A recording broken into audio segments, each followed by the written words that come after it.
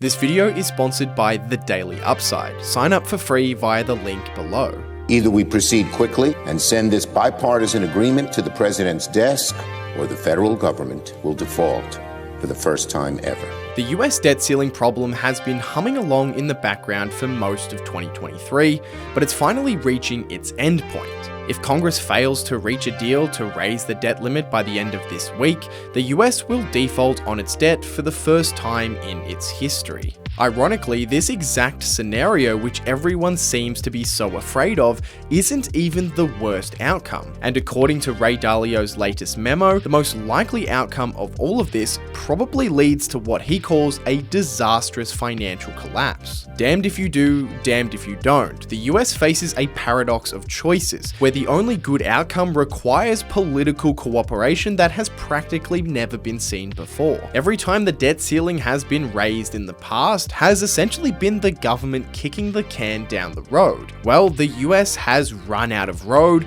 Raising the debt limit isn't going to fix the problem anymore. So today, I'm going to be breaking down what is happening, including news that came out just today, so that the average person can understand what is going on. Also, if you want to show your support for the huge amount of research, planning, and editing that goes into these videos, the best thing you can do is go below this video and hit that subscribe button.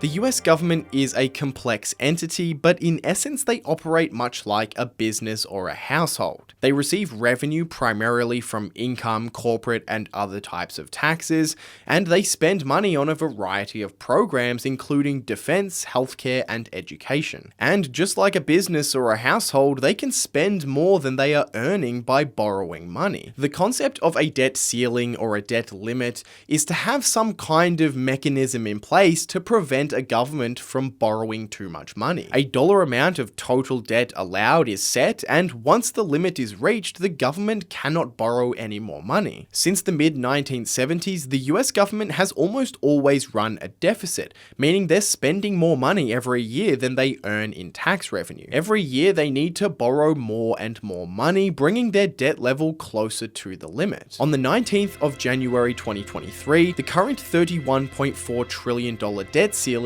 was reached, meaning the US government has actually been unable to borrow new money for the better part of 2023. Secretary of the Treasury Janet Yellen is in charge of managing the government's debt, and she's been able to manage the problem up until now, but she estimated that the US would default by the 5th of June if the ceiling wasn't raised. That's just a few days from now, so they're cutting it pretty fine. The most likely outcome from this whole situation is that the ceiling will in fact be raised. In fact, while I'm editing this video, there may have been a deal that has very well been passed. But first, what would happen if the debt ceiling wasn't raised by the 5th of June? Well, the government would need to start paying back some of the money they've borrowed. Normally, they would do this by borrowing more money and using the new loans to pay off the old loans. But with the debt ceiling reached, this isn't possible. And since they're running a deficit where not only are they spending all of their tax revenue, but far in excess of their tax revenue, they'll likely be unable to pay back their money and will default for the first time in history. The government will be forced to begin cutting essential government services, such as Social Security and Medicaid, which make up a huge portion of government spending. You'd also very likely see interest rates across all financial markets increase, meaning interest rates on government bonds to the rates on variable mortgages and business loans. And from a more speculative standpoint, it also wouldn't be surprising if there was a significant amount of panic in financial markets, causing steep stock price declines. This would be a terrible outcome, but it's certainly not the most likely to take place, and there's a ton of historical precedent to understand why. The debt ceiling has been raised 74 times since 1962, and in every case, a US default was avoided. Every time the US came close to the debt ceiling, the Republican and Democratic parties would argue over some preconditions that should be included in increasing the debt ceiling level. But eventually, both parties ultimately recognized that a US default would be catastrophic,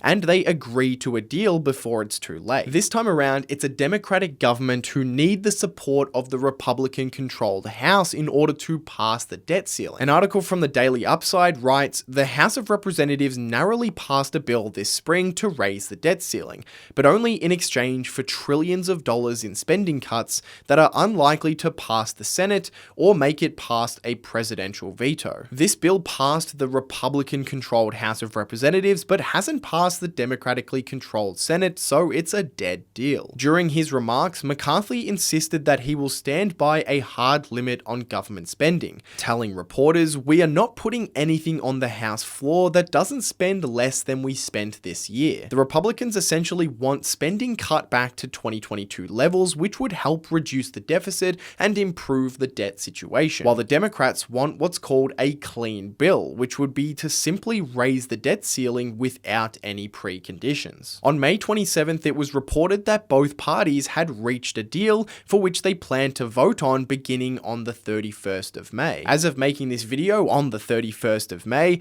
the deal has yet to pass through both houses of Congress. This is an evolving story day by day, and I've been able to keep up to date with the details by following my morning briefs from the Daily Upside. The Daily Upside has been covering the debt ceiling issue closely throughout May, including this article from a few days ago, which was helpful in making this video. The Daily Upside is a completely free, curated morning financial brief, followed by detailed stories of the most important business events and news of the day. It's informative and witty, and goes far behind the headlines to provide a fantastic digest of the day's top stories. As I'm sure you're aware, there is a ton of noise in the financial media landscape, including, clickbaity titles and articles that don't actually provide any substance, and the Daily Upside is a great solution to this problem. There's coverage of corporate news, the economy, policy changes, and investing news, all coming from a team of financial professionals. So whether you're a financial professional yourself or just looking to get a jumpstart on the news moving the markets,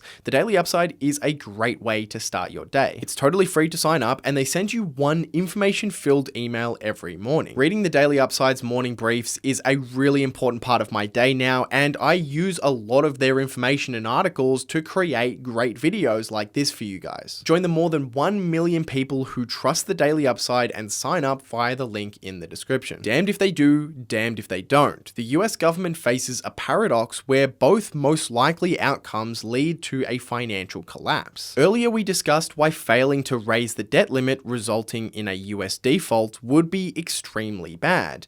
But even with a debt ceiling raised, Dalio believes the US is facing a disastrous financial collapse. He writes, "Spending more than one earns and financing it with debt is easy, pleasurable, and not sustainable." While it often seems like the US government has access to endless amounts of money, they're not immune to the physics of money and the consequences of being too indebted. Just like the individual who uses growing credit card debt to finance their lifestyle, the government can and will reach a point where their debt gets out of control. It's just a phenomenon that's hard to spot because it doesn't take place over a couple of years, it takes place over 100 or even more years. It's not sustainable because debt increasing faster than income eventually makes it impossible to simultaneously pay lenders a high enough real interest rate without having the real interest rate too high for the borrower to service their debts. That's going to be a really confusing sentence to understand for people who haven't been watching this really closely, so let me break it down so that it's easy to understand. If the government wants to borrow more money, there has to be someone on the other side who is willing to lend the money at that particular interest rate. And since there's a huge amount of global demand for US government bonds, which are a very safe place to earn a small return,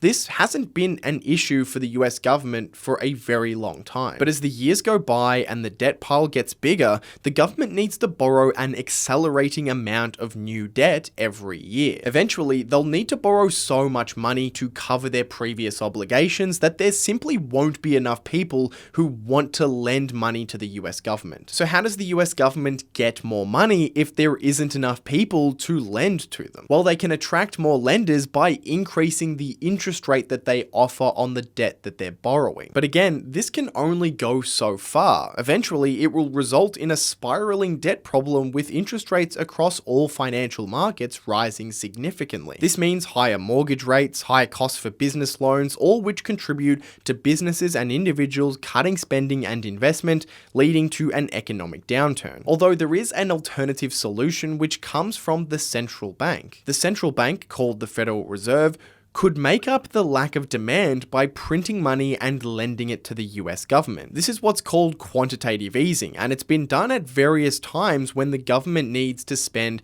a huge amount of money, such as in 2008 and 2020. But it's not exactly a good solution either, since it would be highly inflationary and the exact opposite of what the Federal Reserve has been trying to do, which is get inflation down. Every time the Federal Reserve prints a bunch of money and buys financial assets, such as lending money to the government, it pushes new money into the system, which dilutes the value of each dollar. You essentially just have more dollars chasing the same amounts of goods and services, which means the prices of those goods and services simply goes up, which is the complete opposite of what everyone wants at the moment. Prices are already rising too fast, so this move by the Federal Reserve would likely push inflation back to where it was in 2022.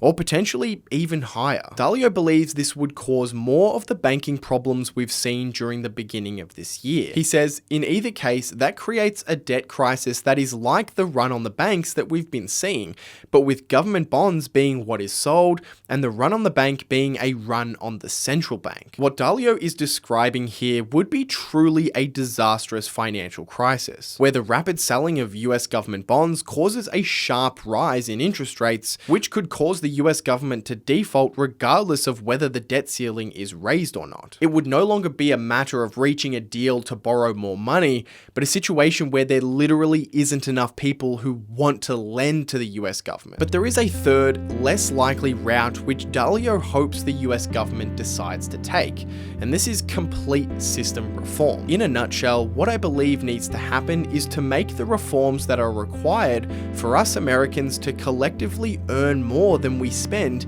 and both grow the pie and divide the pie well with sustainable government finances. The US since the 70s has almost always run a deficit, where spending is higher than tax revenue, but this wasn't always the case. In the early parts of the 20th century, the US government fluctuated mildly between small deficits and small surpluses. And even after the enormous spending needed during World War II, the government was able to return to spending less than they received in revenue. If the government today could find ways to cut spending and/or increase tax revenue, they wouldn't be as exposed to the severe debt crisis which is currently on the horizon. I believe productivity is the much shunned and yet the most necessary ingredient to get a healthy financial state without cutting our living standards. That is because improving productivity is the only way incomes can rise to be greater than expenditures, and that's what's required to manage debts well. Productivity drives the economy over the long term. That is, people and businesses creating products or services that increase the standard of living. Productivity is driven by allowing individuals and businesses to freely transact with each other. As if you have people freely transacting, then you will have people competing to make better products and services,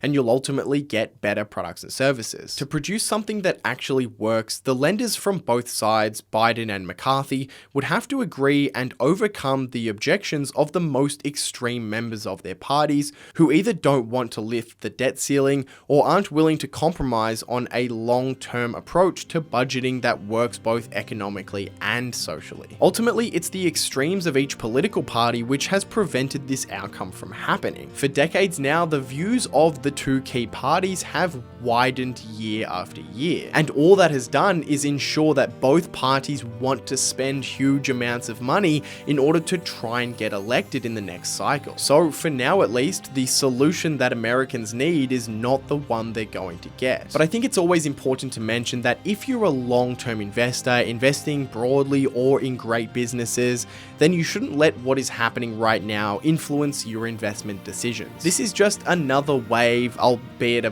very large wave, that could have the potential to cause temporary pain in the economy. But if you're investing in good businesses over the long term, they're likely to be unaffected by what short-term economic factors are happening right now.